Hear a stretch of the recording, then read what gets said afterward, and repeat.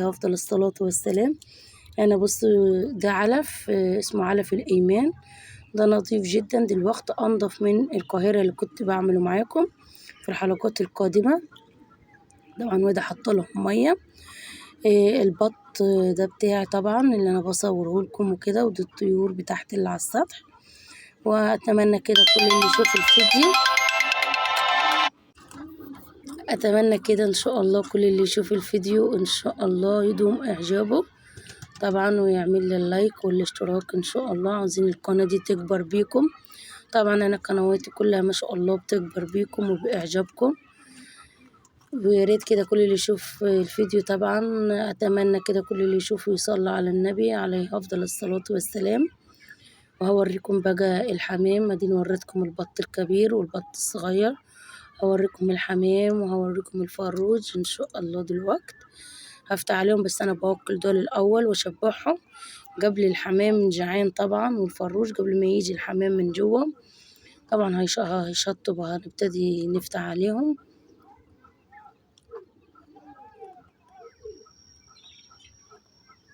ده طبعا يوسف، هو اللي رجليه باينه يعني. ويوسف كده خلاص رايح يفتح لكم العشه. طبعا البطايه دي كانت مالة تفتح حنكها ومخوفاه وكده، قلت له اضربها بالعصايه. فالحمد لله يعني، الحمد لله، رب يدومها علينا النعمه يا رب، واحفظهم من الزواد يا رب، وبعد عننا ولاد الحرام، فينا شر ولاد الحرام يا رب، بعدهم عننا يا رب. طبعا وانا ببنتج لكم الفيديو برضو وانا على السطح في وسط الطيور برضو، بعد ما كلوا وشبعوا، وحبست الحمام وحبست الفروج والبط. وادي كده يوسف هفتح لكم على الحمام. طبعا الحمام عطشان وجعان زي ما قلت لكم، انا اول حاجه لازم اوكل الطيور الصغيره الاول، بعد كده ابتدي افتح على الصغير. اول حاجه اوكل الصغيرين، بعد كده ابتدي افتح على الكبار. طبعا انا بحط اكل برضو قدامهم تاني ببيتهم بيه بالليل، بس انا حبيت اعمل لكم الفيديو ده اوريكم العلف اللي انا بجيبه، اسمه علف الايمان. بيجي انضف من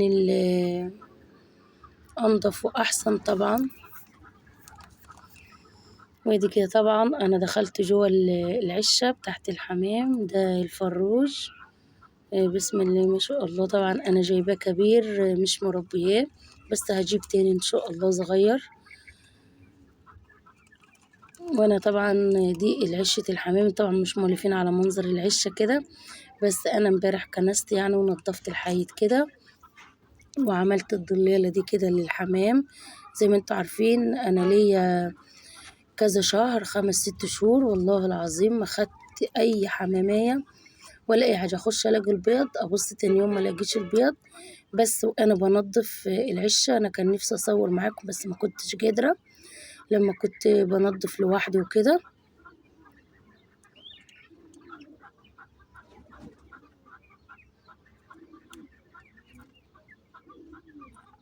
فهو ده طبعا الفيديو بتاعنا، وان شاء الله هيعجبكم. وهو ده طبعا الروتين بتاعنا النهاردة، خفيف كده ويجعله ان شاء الله خفيف. هذا طبعا بحوش الاكل من عند عشة الحمام، بحطه لبره كده عشان كله ياكل مع بعض. والسلام عليكم ورحمة الله وبركاته.